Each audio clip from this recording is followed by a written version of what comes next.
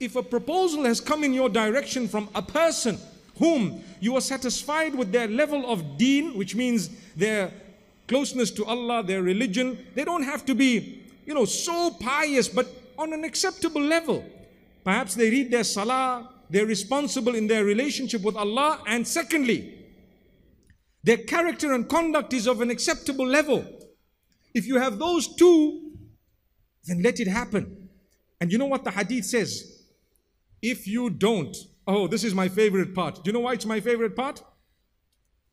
We say it, we repeat it, and we see parents do exactly the opposite and face the same consequences mentioned by the Prophet ﷺ, and they blame everyone else. So the hadith says, if good character came to you with decent deen. Now, what does good character mean? You need a responsible guy, responsible person. So you have responsibility, mashallah. They're responsible and they have deen.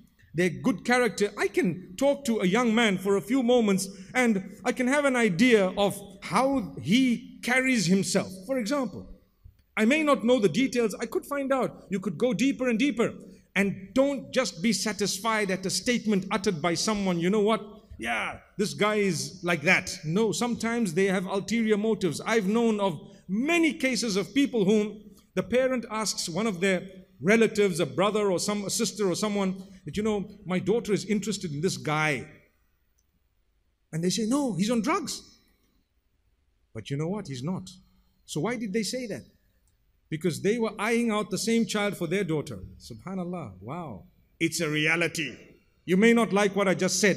There are some from amongst you who are really, really in that situation. Subhanallah.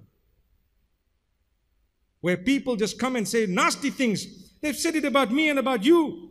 Anything they can say. This guy is like this. This guy promotes violence. He hates it. And you know it's not true. It's absolutely false. But why do they say it? Because of some weakness they have. You need to help them.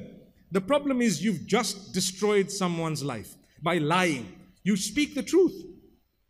If you don't know, say, look, I really don't know. And if you know something, you say, look, I know something. It doesn't mean they're still like that, but I do know perhaps some time back this was the issue and the problem.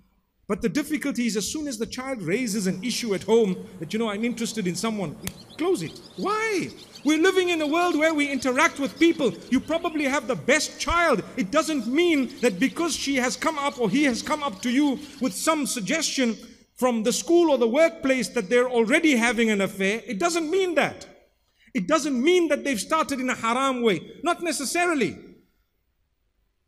You have to take it seriously.